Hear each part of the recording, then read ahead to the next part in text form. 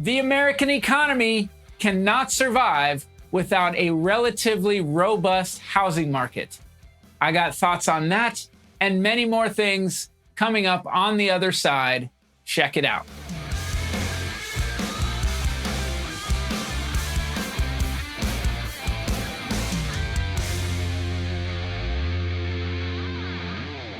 Hey, what's up, everybody? I'm Rob Hau, Rockstar Realtor. That makes me the realtor, and my clients and anyone watching this that gives a darn about what I'm saying, you are the rock stars, because that's how it works. I'm not the rock star. My clients are the rock stars. Today, I've got a bunch of little thoughts. I opened it up with talking about how the American economy cannot survive without a relatively robust housing market. It is true, the brakes are being put on the housing market purposefully right now with interest rates, and still we can only go so long with a slowed down housing market. The eventual place that we will want to be is healthy. We want a healthy, relatively robust housing market where you can buy and sell property, where you can sell your property. So if you get to the point where you can't sell your property because there's no profit in it, and you can't buy another property because it's too expensive or too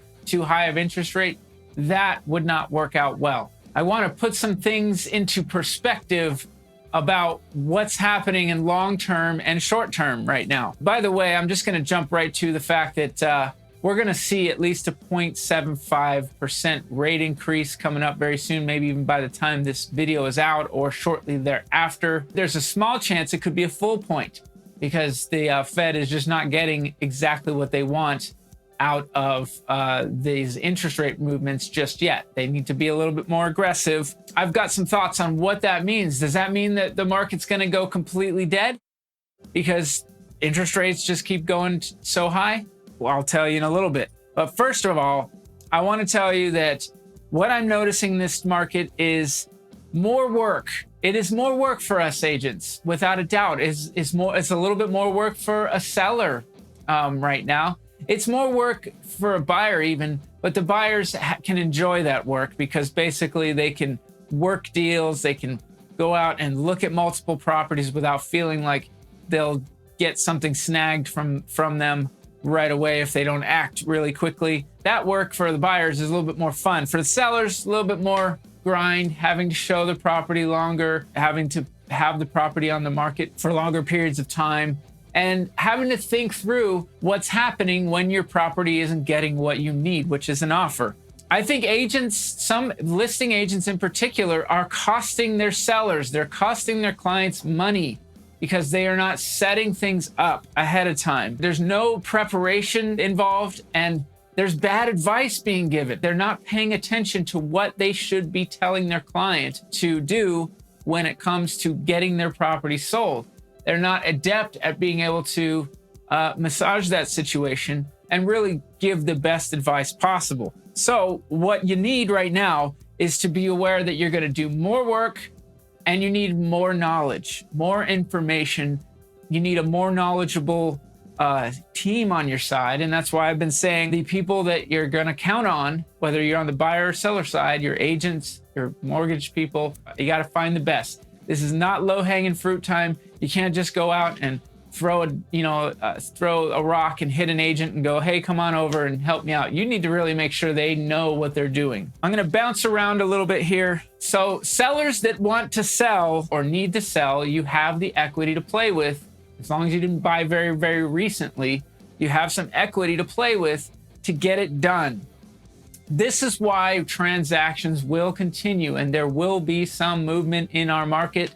It will not come to a complete stop because sellers can offer the buyers what they want and what they want is going to be having to do with getting that interest rate lower, having closing costs, having a better price. All those things combined will help sellers still sell a property, not for yesterday's prices. It's going to be for tomorrow's prices, which is going to be a little less each month for a little while until we sort of settle down completely here.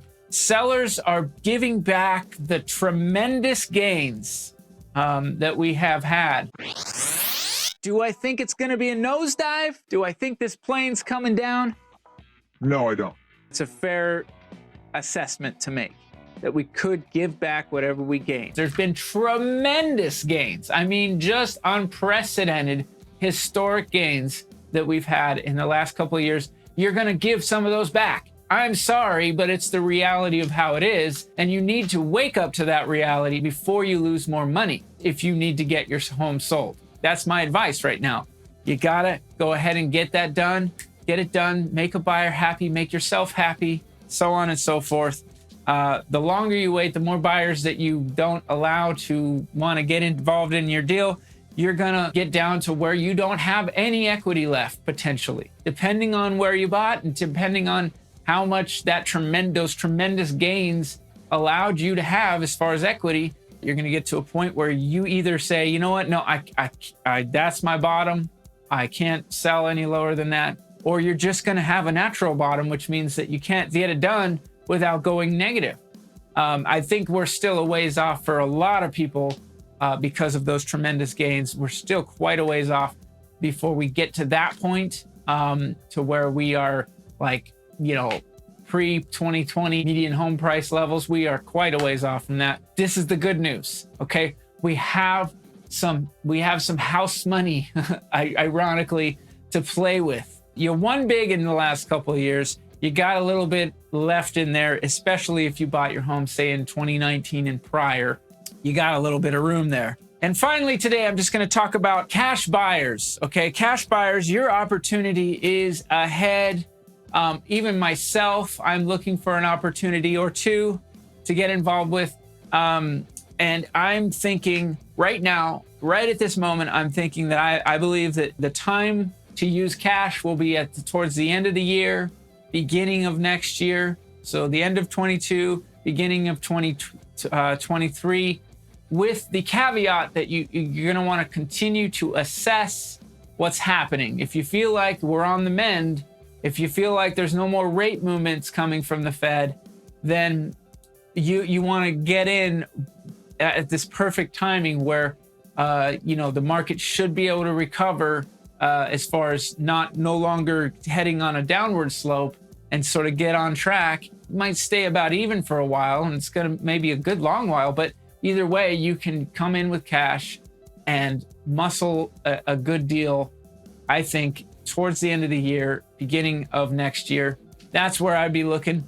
Again, with the caveat that you may need to adjust that as more information comes out. So I hope you've enjoyed this month's update. Please subscribe to my channel. I'm going to give you 2 seconds to do so.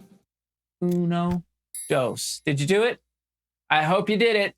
And I've got a lot more where this came from. Every week, every month, I've got plenty to share. And I want my clients, I want my buyers, sellers, anybody that I don't know that's interested in real estate, I want you to know what I know and what I'm seeing. I think it helps tremendously. Please let me know if you think it helps. I appreciate all the feedback I can get from everybody out there. Let me know what I'm missing. If there's something more that you want to hear about when it comes to Las Vegas real estate or real estate in general that you think I might be able to help you understand.